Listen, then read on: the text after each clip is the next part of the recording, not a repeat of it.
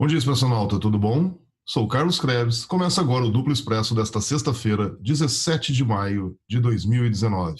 Este, seu programa diário de informação com análises políticas, comentários e entrevistas. Mas agora a gente já chegou aqui para conversar com a gente o professor Fernando Nogueira. Olha, primeiramente, Fernando, eu quero dizer o seguinte: a sua participação no domingo foi excelente, não só na minha visão, na visão de quem acompanhou. Você conseguiu, então, a gente viu o esforço que você fez para conseguir transmitir aquele conceito difícil até para quem é de formação jurídica, mas não é da área, como eu, por exemplo. Mas você conseguiu passar até para os leigos. Então, o retorno que a gente teve foi excelente. Todo mundo concordou comigo que a gente tinha que contar as horas para você voltar, e é por isso que você já está aqui de novo. Não completou nem 7 dias que você veio e já foi convocado mais uma vez. Primeiramente, eu queria saber se você quer fazer algum comentário sobre aquela questão que a gente até mencionou no próprio domingo, que é a chegada do processo do sítio de Atibaia no TRF4 já, né? Bola mais cantada que essa tinha, Fernando. Bom dia, bem-vindo mais uma vez ao Duplo Expresso. Bom dia, Rômulo. Bom dia, Carlos Krebs. Bom dia, Expressional. Vocês estão conseguindo me ouvir aí tranquilo? Bom, essa daí é pedra cantada, né? Isso daí aconteceu no processo anterior e nesse também vai acontecer, ou seja, antes de haver toda a possibilidade de progressão de regime do presidente Lula, eles vão dar um jeito de julgar, vão dar um jeito de unificar a pena. Unificando a pena, você calcula o regime de cumprimento da pena unificada. Então, se a pessoa está no semiaberto, unifica uma pena e a pena passa do limite, ele volta para o fechado. Se a pessoa está no aberto, unificou a pena, passou do limite, volta para o semiaberto ou volta para o fechado. Então é isso. Isso é pedra cantada. É o Brasil de hoje, é o processo penal que não existe, as garantias, direitos e garantias fundamentais que não existem, e o estado de exceção a galope, como eu venho dizendo, que chega ao Brasil, né? É isso aí. Infelizmente é isso daí. Dessa vez, né, da outra vez, eu não sei se você já acompanhava a gente na época, mas a gente avisou 10 dias antes que ia ser 3-0 no TRF4, por a gente conhecer os movimentos financeiros, no cassino financeiro da família Marinho, por uma fonte no mercado financeiro. E falamos, se eles se posicionaram, eles só trabalham com informação privilegiada, vai ser 3-0. Aí o pessoal do PT, não fala isso, porque vai desmotivar, ninguém vai querer ir a Porto Alegre se disser que vai ser 3-0. Veio o Eugênio Aragão aqui ao programa na véspera, falar, não, vai ter o voto divergente do desembargador Laus, que vai possibilitar embargos infringentes, então o Lula não vai preso, o Lula não vai perder direito político. E aí no ar a gente rebateu, o Wellington ia falar, nada disso, é 3-0, nós temos a informação. Aí chegou lá na hora, inclusive, né, quando começou o julgamento, veio aquela a legenda da Band News, lembra dessa história? 3-0. Começou o primeiro a falar, eu acho que não era nem o primeiro desembargador, acho que era o procurador falando, aí ele já começou 3-0. É assim, incrível. A gente sabia, a gente avisou 10 dias antes, o pessoal quis esconder essa história daí, né? Enfim, acho que a história mostrou que ou tinha gente mal intencionada, ou se tivesse bem intencionada, foi um cálculo político muito equivocado. Mas, Fernando Nogueira, você foi chamado aqui hoje para a gente dar seguimento ao debate, ao bom debate sobre a questão da segurança pública e a esquerda, porque é um desafio, né, independentemente da posição de cada um, de preferência. Como eu falei, a minha posição é a dos direitos humanos, é a do direito penal mínimo, até ela casa comigo, não no ponto de vista técnico, eu não sou como você um criminalista, mas pelo pouco que eu estudei direito penal, processo penal, direitos humanos na faculdade, é a que mais casa comigo, não só, posso dizer então um pouquinho técnico, mas até uma ordem moral, a minha criação cristã. Eu já falei que eu não poderia nunca ser um juiz de execução penal, porque eu sou uma mãezona, eu ia soltar todo mundo. De repente eu que devia ser, até por isso, né? Mas enfim. Não, mas eu ia ser afastado, porque eu ia descumprir a lei para soltar a galera toda. Enfim, eu não poderia ser. Então, até pela minha criação e meus valores, é a minha visão também. Agora, a gente tem esse desafio de defendermos uma posição extremamente minoritária na sociedade num contexto em que a gente precisa do voto majoritário para chegar ao poder e até poder impulsionar essa agenda dos direitos humanos, do direito penal mínimo. Então, o Rubem Gonzalez achou que era relevante discutir aqui a questão da segurança pública, mas aí você também tampouco fugiu do debate, também não achou que era um caso de interdição, mas fez constar a sua divergência com relação relação a alguns pontos, principalmente na parte técnica, e isso é algo que você estudou há muito tempo. Então, o debate também seguiu em alto nível na sessão de comentários das participações do Rubem. Eu recomendo que todo mundo veja lá, muita gente dando contribuições também, seja concordando, seja discordando. E aí eu pedi para você hoje, como você fez um artigo que eu vou mostrar aqui no ar, que está lá no seu blog, olha só, é esse aqui, ó, Rasgando o Verbo Mil Grau, sobre direitos humanos e sistema penal no Brasil, que blog do Fernando Sansão. Inclusive, Fernando, antes de você entrar no mérito propriamente, como eu falei, a sua exposição no domingo passado foi muito bem recebida e muitas pessoas queriam saber como seguir você, enfim, seus inscritos, esse tipo de coisa. Aí eu recomendei para quem perguntava isso, se você tinha e-mail, se tinha rede social e tal, eu falei, olha, não sei, o que eu sei é que ele tem esse blog aqui. Então vocês de repente vejam lá a maneira de contato e tal. Mas enfim, você está em alguma rede social, Fernando? Twitter, Facebook ou nada disso? Já estive, hoje eu não estou mais não. Hoje eu só estou no Zap, que já me incomoda pra caramba. Eu tinha saído, eu estava off the grid, só que aí tive que retornar por causa de, enfim, aluno, tendo que contatar, encaminhando coisas de universidade, coisas também de projetos de direitos humanos. Então, tive que voltar. Mas, ou seja, quem quiser me contatar, quem quiser debater e conversar comigo, tem lá no blog, né? É um blog que eu fiz mais para poder organizar minhas ideias e escrever com meus alunos, né? No final das contas. Mas, de toda forma, está aí para o pessoal, quem quiser acessar. E tem um e-mailzinho lá, fernandosansão@hotmail.com, né? Num apelido de outros tempos, quando eu tinha longos cabelos, hoje em dia já não há mais, mas enfim. É isso aí. Então, já recado dado aí para quem quiser seguir de perto os textos do Fernando. Fernando, é o seguinte, eu achei muito interessante, li o seu texto, logicamente, muito bem escrito, gosto inclusive do seu estilo despojado na escrita, porque a gente precisa realmente não fazer uma coisa vetusta que afaste, né, principalmente os jovens, as pessoas aí que a gente precisa atrair para a nossa causa. Então, tá, não só tecnicamente, mas até a forma como está escrita me agradou bastante. Eu recomendo que todo mundo leia. Mas eu pedi para você fazer aqui, mais uma vez, isso aí não dispensa quem não quiser ler, não. Tem que ler também. Às vezes a gente vai ser preguiçosa e querer tudo em resumo de 140 caracteres ou então em vídeo de 2 minutos, tá? Essa geração tá ficando com... como chama aquilo? Atrofia mental, porque as pessoas não estão querendo ler, não estão querendo ir, mas então recomendo. Mas eu tem pedi... os dois lados, bons, tem os dois lados. Tem muita gente escrevendo mal no Brasil. Também. Isso aí se reflete em várias áreas. Eu que gosto de ler, eu sei que tem muita gente que escreve mal e fica mais difícil ainda de tu atrair a atenção de quem precisa ser muito rápido naquilo que está, aquela ânsia de ter uma informação. É isso aí. Então, Fernando, eu peço para você que fale aí, resuma um pouco as ideias que você colocou ali nesse texto e depois eu pergunto em alguns pontos que eu queria que você enfatizasse mais, mas primeiro faz um balanço geral aí do que você colocou nessa polêmica, boa polêmica, saudável com as colocações do Rubem Gonzalez aqui no Duplo Expresso. Cara, são tantas coisas, fiz um monte de notinhas aqui para poder falar, mas, enfim, falar dessas coisas, cara, para mim, para além da dimensão técnica, né, até do fato de ser professor, também tem um outro registro, assim, né, a gente fala um pouco apaixonadamente, né, porque se você segurar a bomba dos direitos humanos no Brasil, você tem que acreditar na coisa mesmo.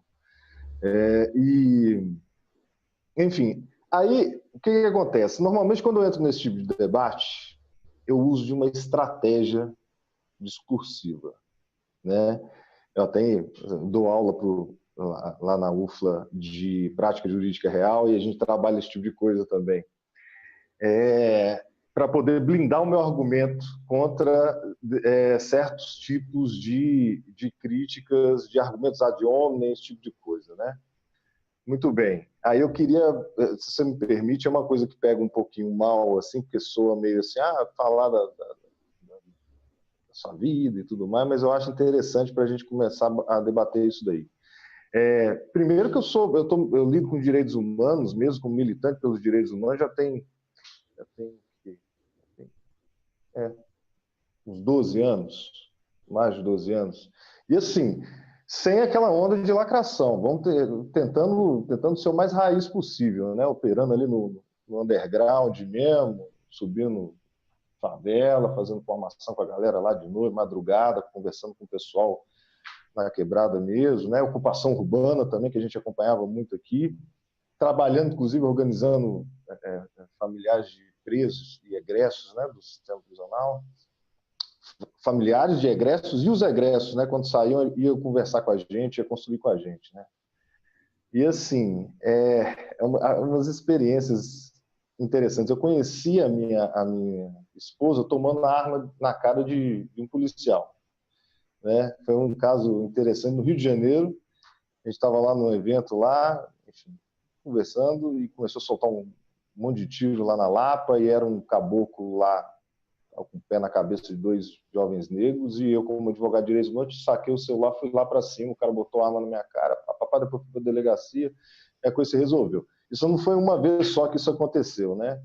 E, enfim, até alguns outros problemas um pouco mais graves, graças a Deus não deu mais nada, não, né? A questão dos direitos humanos no Brasil tem que tomar um pouco de cuidado, né? E existe um outro elemento que eu acho interessante para a gente discutir segurança pública e até para poder sustentar a crítica, que é o fato de eu sou filho de ex-soldado da PM de Minas Gerais, né?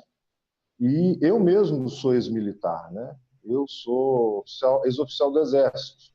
E então, quando a gente chega junto para poder falar sobre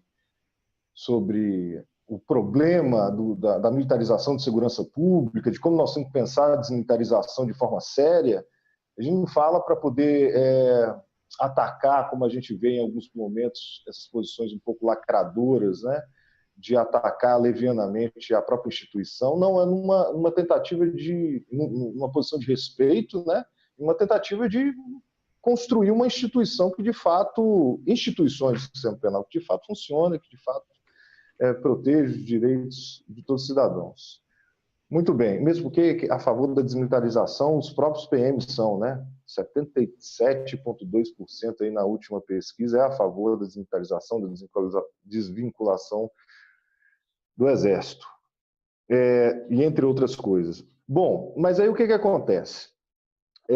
O que me motivou para poder falar isso tudo foram essas conversas fiadas aí que apresentaram aí para o Rubem, que abriu um debate muito necessário, né? E com o estilo dele, que é um estilo que eu acho muito bom, né? Um estilo virulento no melhor sentido da palavra, né? De enfrentamento mesmo. E eu já vi essa conversa rodando. Então, assim, é bom a gente estabelecer um debate num nível maior, mais alto, mais qualificado do que o que vem aparecendo por aí, enfim, qualificando de uma coisa ou de outra, né? Miliciano e o caralho. Perdão da minha palavra. Estamos no horário, né? Essa potência, por isso que também passei a seguir o Rubem, eu acho ele, né? O nacionalismo, o brizolismo, amor ao povo, tá? É uma coisa muito importante e eu acho que ele cumpre esse papel. Contudo, dentro da polêmica, eu acho assim, para poder abrir, depois desse lero-lero todo, para poder abrir, para poder apresentar os argumentos de uma forma um pouco mais sucinta, os argumentos próprios do texto, eu acho que a gente tem que deixar claro 2 registros da argumentação em cima desse tema, que ajuda a gente a se posicionar com relação à questão. Eu acho que nós temos 2 registros. O primeiro é um que você sempre apresenta, inclusive apresentou novamente, que é o fato do campo progressista não dialogar mais com o povo. A gente perdeu a capacidade de dialogar com o cidadão comum brasileiro, né? Nós perdemos isso em algum momento, nesse nosso bombocismo, nesse narcisismo do qual nós padecemos hoje, né? Nós estamos, o campo progressista está apaixonado com a sua derrota histórica, né? Aquele narcisismo do derrotado, estou do lado certo da história, eles estão errados, eu estou certo, e isso com perdão da minha palavra, para mim é desprezível. A questão é o poder, fora do poder, tudo é ilusão. nós temos que pensar na questão do poder. Nós, com o campo progressista, inclusive da proteção e promoção de direitos humanos, nós temos que pensar como é que a gente avança. Então, num primeiro momento, nós temos que pensar o seguinte: como a gente constrói um discurso estrategicamente articulado para poder abrir esse contato novamente, para poder avançar e para poder galgar os locais onde a gente quer que o povo esteja, que as grandes maiorias desse país estejam, né? Esse é um primeiro momento, né? Agora, outra coisa, aí nesse diálogo, nesse discurso estratégico, a gente pode utilizar de argumentos impopulares para cá, argumentos mais populares para lá, mas aí a gente joga. Aí é tática e estratégia. Muito bem. Agora, existe uma outra questão que aí eu entro na polêmica, que é você tomar determinados pontos de força no argumento que é adotado pela maioria das pessoas como se fossem verdades. Eu acho que aí existe uma diferença, né? E aí, essa é a polêmica que eu entro com o Rubem. Eu acho que ele acredita em determinados pontos que a ciência já apresentou e já estabeleceu com dados muito rigorosos que não faz sentido. Que, no final das contas, é um posicionamento mais de um senso comum, claro, mas assim, como eu poderia dizer, do bate-pronto do discurso do cotidiano, um discurso que é informado por fontes não lá tão confiáveis e que a gente não tem condições de sustentar, pelo menos para nós mesmos. Na construção de um discurso estratégico, a gente pode pensar o que a gente vai botar na mesa de negociação, a gente pode pensar, mas certas coisas a gente não pode tomar como verdade porque simplesmente não são, né? Então, eu coloquei lá. Tem uma primeira parte lá que eu fui falar sobre direitos humanos que eu acho importante. É a questão dos direitos humanos, defender bandido. E aí, como é que cuida e as outras violações de direitos humanos, das vítimas, dos policiais, só fica com um malandro e tal. Não, a questão não é muito essa, não é um posicionamento ideológico. Isso eu digo com muita tranquilidade por estar imerso nisso há mais de uma década. Os nossos problemas na prática da militância de direitos humanos, eles são problemas mais pragmáticos, né, mais logísticos do que de fundo ideológico. Aí eu coloquei lá no texto 4 razões, dentre outros que a gente pode falar, né? Por que os direitos humanos focam, às vezes, em um determinado ponto e não focam nos outros? Bom, primeiro, os direitos humanos no Brasil, não só no Brasil, mas no Brasil especialmente, são atacados, achincalhados, são cercados, desprestigiados desde sempre. Então, o espaço de trabalho, o espaço social da nossa inserção é complicado, né? A gente vive sem recursos, sem estrutura, e o pouco que a gente tem que utilizar de forma para poder utilizar essa palavra que eu venho falando agora o tempo todo, estratégica, né? A gente tem que utilizar isso bem focado. E aí a gente direciona naturalmente para os excluídos dos excluídos. Quem são os excluídos dos excluídos? É a população preta e pobre desse país. E quando ela é tocada pelo Estado penal, ela se torna ainda mais vulnerável. Então, os direitos humanos, de certa forma, se focam nisso daí. Por quê? Porque não tem como focar em outros espaços com relação a outros grupos, por falta mesmo de possibilidade logística de reconhecimento social. Se isso muda, tudo muda. A atuação do campo de direitos humanos muda. O outro ponto que eu coloquei é que os direitos humanos enchem o saco do Estado, enquadram o Estado para que se comporte de acordo com as normas postas no país, porque do Estado dá para cobrar alguma coisa. Do Estado dá para exigir uma superioridade ética, do Estado dá para exigir que ele não se comporte como uma quadrilha de criminosos. Do Estado do agente estatal dá para se exigir que ele atue de forma condizente com os parâmetros do serviço que ele presta e não se utilizando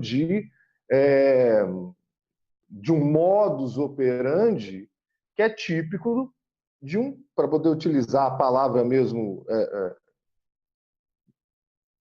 do dia a dia, de um bandido, né? A agressividade, a truculência, a letalidade, não. Do Estado dá para exigir. Aí eu pergunto, dá para exigir isso do criminoso? Não dá para exigir.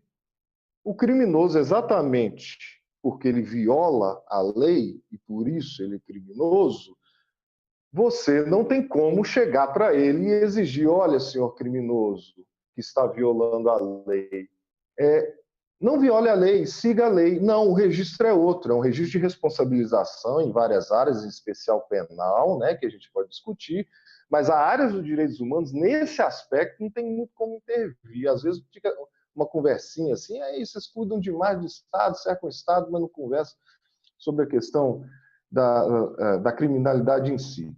Bom, um outro ponto também que tem que ser colocado é que os direitos humanos defendem essas pessoas, por quê? Porque o sistema penal ele tem um perfil técnico, ele tem um perfil legal muito rebaixado, né, no Brasil. Uma das coisas, inclusive, para poder contar uma pequenina história, eu na graduação, quando saiu aquela conversa de lei de ficha limpa, eu falei, vai dar ruim. Na graduação. Por quê? Porque só quem aposta na lei de ficha limpa é que não sabe como é que funciona o foro criminal e como é fácil condenar em primeira e segunda instância sem prova. Isso no dia a dia, isso é uma coisa muito clara aqui no Brasil. Infelizmente, estava com um processo hoje de uma cidadã trans presa no presídio de Lavras, e o processo dela já está condenada, cumprindo pena, condenada em segunda instância, e o processo dela é um escândalo jurídico. Mas, enfim, isso acontece o tempo todo. Aí o que eu falei? Olha, se continuar acontecendo isso, o que vai acontecer? Na minha ingenuidade, nas cidades pequenas, onde tem líderes comunitários, líderes populares que estão tentando entrar para a vereança, estão tentando virar prefeito, vai haver aquele conchavo de juiz e promotor local para poder enquadrar, condenar em primeira e segunda instância, sai rapidinho, você já inviabiliza ele de assumir esses cargos legislativos. Na minha ingenuidade, eu achava que isso ia pegar em cidades pequenas e tudo mais. Não sabia que isso ia acertar a presidência da República. Esse mesmo dispositivo estava plantado ali. Qualquer pessoa que tivesse o mínimo de senso no que diz respeito ao conhecimento do foro criminal sabia que aquilo ali ia dar ruim. Então, o sistema ele é falho. A condenação de pessoas sem prova acontece o tempo todo. Inclusive com aquele viés da seletividade penal, né, do racismo estrutural, essa é uma polêmica também que eu posso entrar com o Rubem, né? No Brasil existe racismo sim, é diferente dos Estados Unidos e é pior do que os Estados Unidos, né? Inclusive fazendo a leitura da própria concepção de miscigenação, de civilização brasileira do Darcy Ribeiro. Aqui o bagulho é louco. Aqui nós temos uma civilização, um povo muito original, que tem muito a oferecer para o mundo, mas aqui também a violência está arraigada na gente, na nossa formação, uma violência tremenda que permanece. A nossa miscigenação ela é um ato de violência tremenda. Então tá aí, todos os dados apontam isso, sabe? Inclusive a questão da seletividade, né? Eu não sei se vocês sabem desse dado. Esse é um dado estarrecedor e que, quando saiu, eu fiquei chocado, guardei isso daí e continuou rodando isso daí. Eu cheguei a fazer os cálculos para poder mostrar a coisa como é.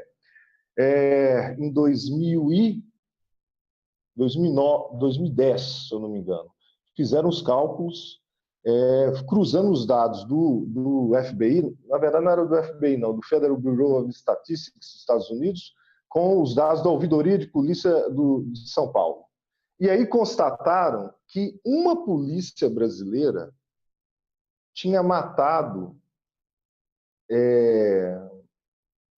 6,3% a mais do que todas as polícias dos Estados Unidos. Uma polícia brasileira tinha matado 6,3% a mais do que todas as polícias dos Estados Unidos. Eu gostaria de perguntar ao senhor Rômulo se o senhor sabe quantas forças policiais, quantas law enforcement agencies existem nos Estados Unidos. Eu acredito que sejam muitas, mas quando você fala uma polícia, é uma polícia estadual?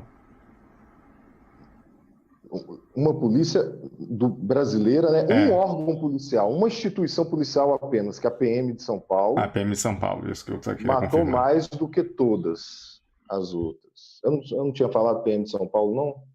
Ah, tá. Então peço desculpas. Fazendo os cálculos, fiz os cálculos todos de polícia, Sheriff Department e State Patrol e as agências federais todas, FBI, DEA, essas coisas todas, mais os Offices of Inspector General. Os Estados Unidos têm mais de 18 mil forças policiais. Uma força policial brasileira apenas, dentre todas que existem, matou mais do que mais de 18 mil polícias nos Estados Unidos. Então, assim, o racismo, a questão da violência intrínseca ao sistema penal, aqui bate mais doido, né? Quisera eu que nós tivéssemos o índice de letalidade policial e de seletividade racial que os Estados Unidos têm. Porque aqui, jovem, preto e pobre morre igual água. Lá é diferente, lá morre menos. A violência existe, o racismo existe, mas aqui é diferente. Então, veja, a seletividade aqui, que é racista, ela é tão pesada, que ela é estruturada, e essa falta de provas perene, que ela tende a pegar culpados e não culpados também. Ela seleciona. Os processos estão aí para quem quiser analisar. Então, as chances dos direitos humanos, ao atuar em qualquer processo, em qualquer questão de natureza criminal, de pessoas que entraram em contato com o processo de criminalização, com o Estado penal, as chances da gente estar lidando ali com o inocente são muito grandes, são excelentes. E outra, fazendo um breve parênteses, e aqui eu não estou jogando a equação dignidade da pessoa humana, não. Porque dignidade da pessoa humana está fora de moda hoje, né? Estou falando de questão de efetividade, da realidade, da operatividade do sistema. E outra coisa que sempre falam dos direitos humanos, né? E que surge um pouco aí nos debates, que os direitos humanos cuidam só de bandido e que as vítimas ficam desamparadas. Bom, a vítima, quando sofre um crime, principalmente um crime de sangue, um crime grave, ou um crime contra a dignidade sexual, ela tem os seus direitos humanos violados brutalmente, né? Contudo, tem que se dar uma atenção muito especial para isso. Os direitos humanos, como eu disse, o campo dos direitos humanos, exatamente por estar sempre sob cerco, tem muito pouco respaldo, estrutura, espaço social, tudo que eu disse, para poder atuar, né? E a questão dos direitos humanos das vítimas é uma questão bastante sofisticada. Por quê? Porque quem perde um ente querido num crime de sangue é uma perda irreparável, né? O processo de promoção dos direitos humanos das vítimas é complexo, é um dano que é existencialmente irreparável, é a dificuldade do retorno a uma vida normal, entre aspas, porque para quem perde um ente querido, para quem sofre uma violência de natureza sexual, é uma coisa muito complicada de se retornar a uma vida plena e normal. A retomada de uma qualidade de vida minimamente aceitável é difícil. Portanto, o esforço ele é de longo prazo, ele é transdisciplinar, não é só o direito, é a assistência social, é a psicologia, é a psiquiatria, é uma série de áreas que tem que convergir para a gente poder tratar qualificadamente das vítimas de crime no Brasil. E o campo de direitos humanos não tem estrutura para isso, não tem respaldo para isso. Dá essa estrutura, deem as condições para o movimento de direitos humanos que a gente tira isso de letra. A grande questão é que as vítimas também, dentro do sistema penal, como ele está estruturado, elas ficam desamparadas. Elas não são vistas pelo próprio sistema. Então, nós temos todas essas questões, né? Até para poder botar um pequeno elemento, né? Marielle, né? Está lá no texto. Marielle era uma que fazia esse trabalho de apoio e amparo de famílias de vítimas policiais mortas no confronto, na hiperviolência do Rio de Janeiro. Então, tem gente que faz esse trabalho. Marielle Franco fazia esse trabalho com os policiais, amparando as famílias dos policiais. Aí, pegando esse gancho, continuando, né? A questão dos direitos humanos dos policiais. Eu acho que essa é uma questão urgente no Brasil. Nesse aspecto a gente está convergindo, né, no debate. Né?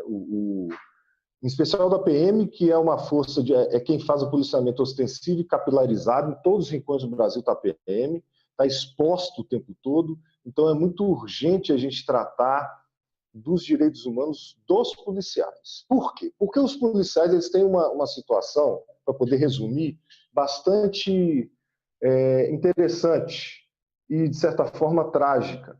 Eles são, no dia a dia, na operatividade da força policial ostensiva no Brasil, eles são, ao mesmo tempo, algozes e vítimas. Eles violam direitos humanos, mas eles têm os seus direitos humanos violados o tempo todo também.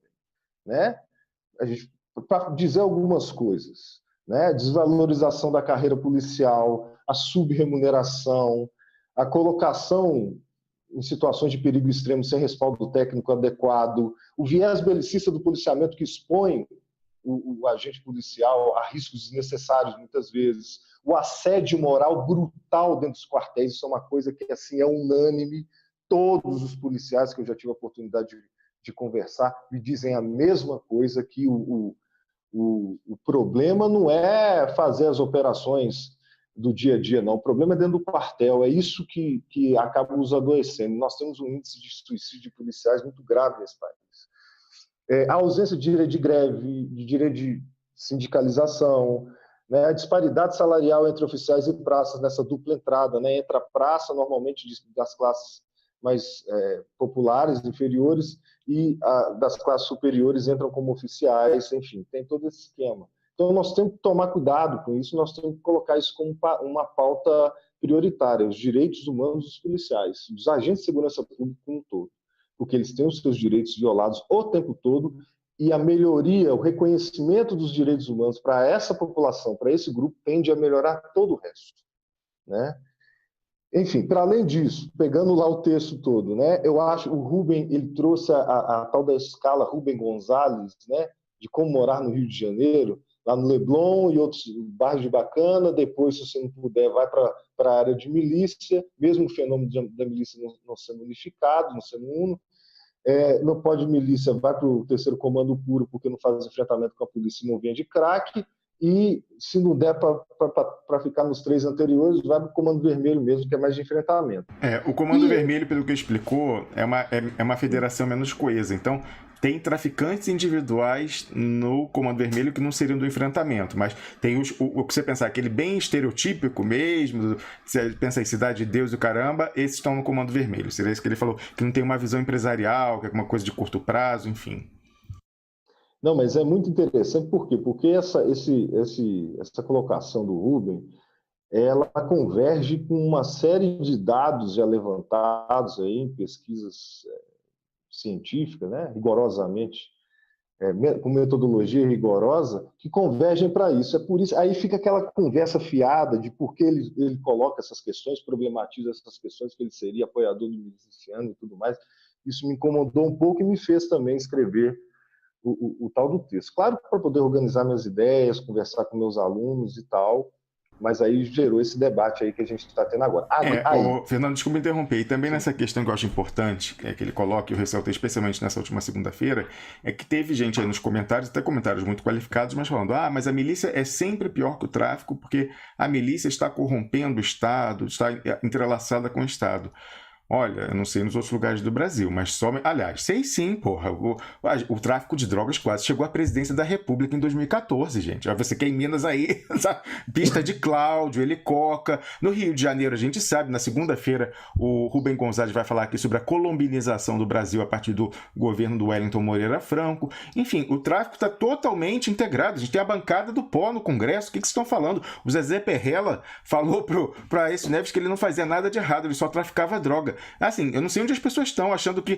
a gente está vivendo, a gente já falou, o Brasil está caminhando para se tornar o narco-evangelistão. E tem um texto publicado lá no Duplo Expresso sobre a geopolítica da droga nos Estados Unidos, e os golpes na América Latina, que também traz um texto simétrico do Pepe Escobar sobre a atuação também dos Estados Unidos e da CIA com relação ao tráfico de heroína e opioides em geral, vindos ali da Ásia Central, do Afeganistão. Então, é muita ilusão falar que a milícia é sempre pior, porque os dois estão com o Estado, e aí é quadrilhas rivais dentro do Estado disputando área. É aí que a gente está. Os dois estão fora da lei, os dois são criminosos, os dois oprimem as suas populações, mas, de fato, a gente tem que lidar com esse dado da realidade. Eu tinha minha amostra empírica mínima, como eu falei aqui, das pessoas que trabalhavam para mim ou que trabalhavam nos prédios em que eu morei, etc. Eu sempre tentava sondar assim, de uma maneira, e era a minha impressão pelo que eu tinha ouvido, e você fala agora que, de fato, até em estudos tem alguma coisa próxima a isso, né, Fernando?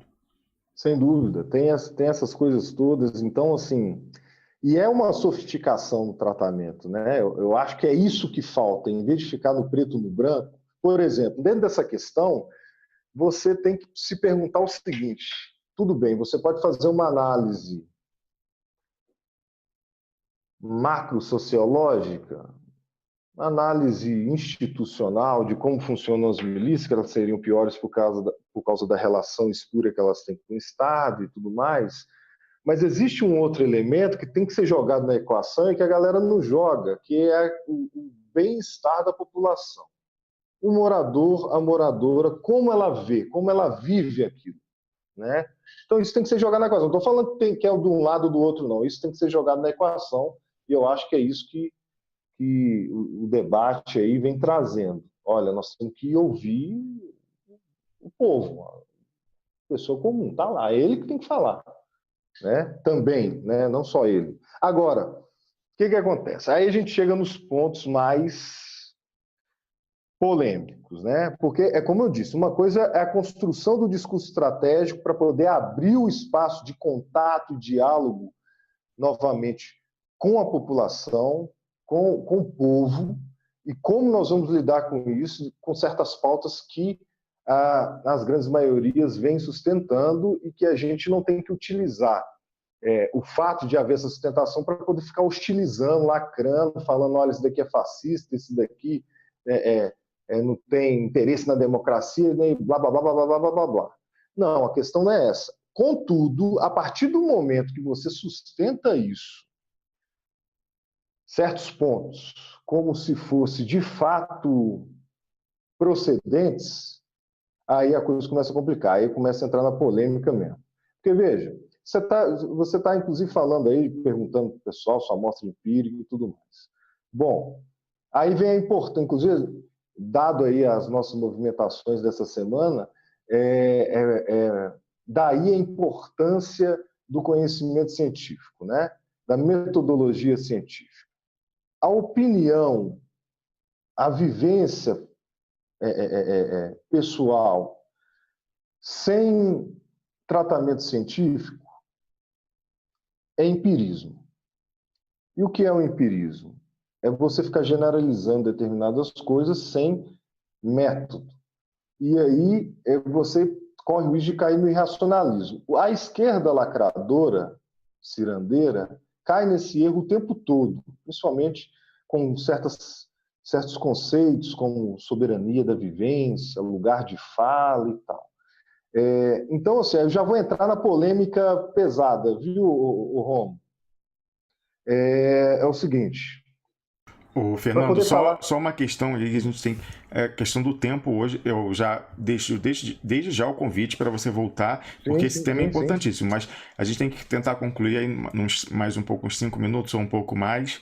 Eu até tinha algumas polêmicas que eu ia botar, que é o seguinte, né? Você está a todo tempo ressaltando essa questão da importância da gente olhar uma análise com método científico. Eu queria te perguntar, e aí talvez até você tire essa preocupação minha, porque em algumas questões a gente vê um viés na ciência do politicamente correto, do que fica bonito, em que as pessoas não ousam ir fazer a pesquisa que daria o resultado errado. Eu falo de uma coisa muito concreta. Eu uma vez estava num congresso, conhecia um colega, né, intimamente, que foi apresentar um artigo defendendo que a exploração do petróleo e os royalties pagos aos municípios tinham melhorado o IDH dos municípios do Norte Fluminense.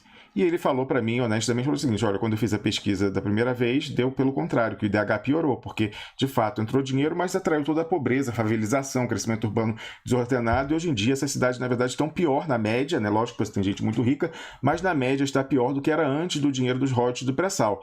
Até porque esses royalties entram de maneira concentradora aí, né? Aí ele me falou o seguinte: olha, então, exatamente, cara. Então ele falou assim: então eu reconfigurei lá, entendeu? A coisa aqui, para não poder dizer isso. Então, eu fico assim: às vezes tem mensagem, a política entra na ciência, às vezes. Eu falo até uma coisa assim, por exemplo, que até que é feio, por exemplo. Há uma interdição à doação de sangue por pessoas homossexuais no Brasil, né? Homens gays. Porque isso aí vem desde lá de trás, da crise da AIDS e tal, mas até hoje, e aí há um lobby do movimento LGBT no Brasil dizendo: isso é uma das últimas discriminações oficiais do Estado, isso aí tem que ser banido. Quando, na verdade, isso não é feito por discriminação, isso é feito por uma questão estatística, que, de fato, a prevalência de algumas doenças transmissíveis pelo sangue é maior nessa população. Então, é feio, a realidade, mas é a realidade, é feia. Então, não é bonito você falar, mas então é um critério científico que chegou a uma conclusão feia e fala que é preferível que você privilegie outros grupos para doação de sangue. Então, eu te pergunto se, como em geral o pessoal da criminologia tende, em sua maior parte, a ser como nós, assim, se não há também uma autocensura com relação a resultados que não casariam com aquilo que a gente advoga enquanto militante. Essa é a primeira polêmica, mas eu acho que a gente não vai nem conseguir responder tudo isso hoje. A segunda aí era o seguinte: eu queria entender essa questão que o próprio Rubem Gonzalez falou que ele é a favor da desmilitarização da polícia, que você falou que a polícia é também, você também.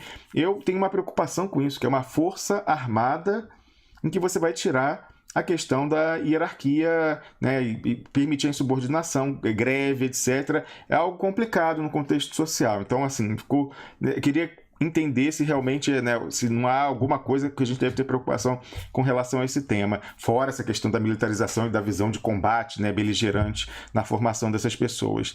E por último, a última pimenta que eu colocar é o seguinte: é verdade, né, os direitos humanos, como você falou, a gente tem que reservar para uma minoria ali, né, o recurso escasso, você tem que alocar onde né, a coisa aperta realmente, aí você vai defender essas populações. Mas eu digo o seguinte: também não há um problema, aí se a gente pensar desde o fim dos anos 70, quando a ditadura militar já estava em declínio, aí começa Jimmy Carter, aí vem ONGs e tal, defendendo direitos humanos, não há um viés anti-Estado, principalmente essas que são financiadas por entidades de fora, que veio nesse contexto da New Left e tal, e pós-modernos e desconstrução, de usar talvez uma causa mais que legítima, que é essa dos direitos humanos, mas mais uma vez para tentar desconstruir socialmente o papel do Estado naquele momento em que eles queriam vir e justamente acabar com as suas. Então eu fico pensando, embora seja algo legítimo, será que isso também não é, em alguma medida, instrumentalizado por interesses em que a gente sabe que só pode resistir com o Estado? Então essa é uma das pimentas, eu acho que a gente não vai dar conta de tudo. Eu queria que você fizesse aí uma conclusão final, alguma coisa assim. Olha, antes que o Fernando comece a pensar como é que ele vai sintetizar 3 questões extremamente abertas como essa... Não, é isso que eu estou falando. Eu deixo para reflexão e na próxima vez ele aborda isso. Então, hoje... Então, eu vou ter que me despedir de vocês. Eu desejo uma ótima sexta-feira, um ótimo final de semana a todos. Muito obrigado pela participação, Fernando. Eu também tenho compromissos acadêmicos. Bom final de semana a todos os expressionautas. Até mais. Muito bem. Valeu, Carlos Krebs aí. Então, Fernando, eu peço para você tentar amarrar a nossa conversa aqui de hoje. Não precisa abordar essas questões que eu coloquei. Fica aí cozinhando na sua cabeça e na sua próxima participação a gente aborda isso. Sim.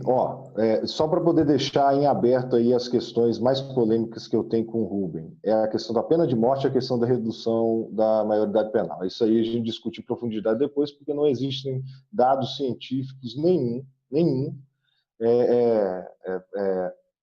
atestando em nenhum lugar do mundo que esse tipo de medida funcione. Mas, enfim, tentando tratar rapidamente das 3 questões. Primeiro, o enviesamento das iniciativas científicas por uma suposta esquerda acadêmica. Existe mesmo. Existe. Só que nós temos 2 coisas para a gente levar em consideração. Primeiro, nós temos excelentes pesquisadores que não participam desse circuito.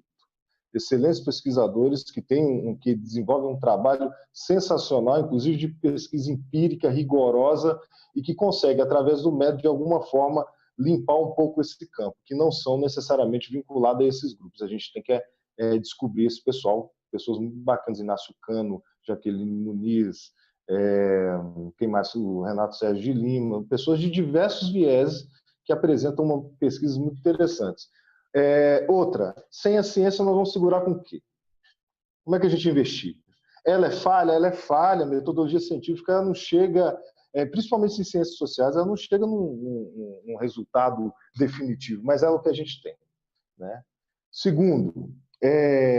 A segunda questão é sobre a desmilitarização, certo? A desmilitarização da polícia não quer dizer a quebra de uma hierarquia funcional, quer dizer romper com essa hiperhierarquização e essa disciplina militar num órgão que é voltado para a gestão e mediação de conflitos entre cidadãos, né? Ela tem que ter um perfil diferente. Se você tiver um perfil, uma polícia desmilitarizada, isso não quer dizer que não vai haver hierarquia, que não vai haver superiores e subordinados. Não, tem que haver uma estrutura administrativa encaminhando. A grande questão é quebrar a espinha dessa hiperverticalização das relações interna-corpores que joga para fora também, da relação dos policiais com os cidadãos, que fazem com que qualquer espaço de tratamento, de mediação de conflitos, desescalonamento de conflitos, não ocorra.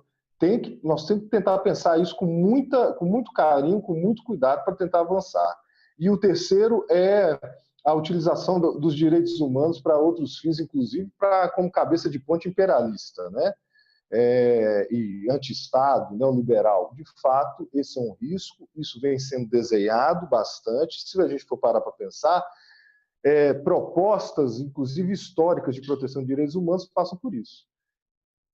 Agora, depende de como você aborda os direitos humanos. Aí nós temos que botar clivagem. Eu falo de movimentos de direitos humanos, mas a coisa é muito múltipla e a gente bate cabeça. Tem gente que sustenta a defesa de direitos humanos que não dá, que no final das contas não defende os direitos humanos do povo para o povo, que diz respeito também à soberania nacional, a um Estado forte, que intervém nas questões sociais, não querem um outro registro. Essa é a disputa que está posta. Brasil não é para amadores, é mais ou menos por aí. Isso aí, Fernando, eu agradeço imensamente, inclusive porque você ficou muito mais do tempo que a gente tinha combinado. Você tem seus compromissos aí, mas passou. E eu já deixo convidado. Já deixo convidado você para a gente voltar na semana que vem, porque você não conseguiu nem concluir aí a questão e é muito necessária essa discussão. Então, na segunda-feira, a gente vai ter o Rubem, mas eu acredito que dessa vez ele vai trazer mais exemplos anedóticos da história do Rio, que eu posso garantir, porque eu já tive essa conversa com ele em off, do Arco da Velha, as coisas que ele vai revelar na segunda-feira sobre a história do tráfico no Rio e a sua promiscuidade com o poder. Assim, são coisas do Arco da Velha, sequestros simulados. Lembra quando tinha aquela época de onda de sequestro no Rio de Janeiro, no início dos anos 90, final do 80? Várias pessoas... Eu vou antecipar uma, mas ele vai contar na segunda-feira. Você acredita, Fernando Nogueira, que naquela época do congelamento das poupanças, em que ninguém podia sacar o próprio dinheiro, teve um empresário no Rio que simulou o próprio sequestro para poder ter a justificativa para sacarem o dinheiro dele lá e botar. E ele estava guardado aí num lugar, não vou dizer o lugar, porque o lugar é ainda mais estarrecedor quando o Rubem Gonzalez conta onde que esse empresário ficou escondido durante o sequestro dele. Mas a segunda-feira vai ser muita coisa boa aí, de repente vocês até podem se divertir um pouco com essa história. Fernando Nogueira, muito obrigado pela sua presença aqui mais uma vez. A gente aguarda a sua volta assim que possível. A gente marca na semana que vem um dia que você possa vir e continuar essa discussão que é super, super necessária.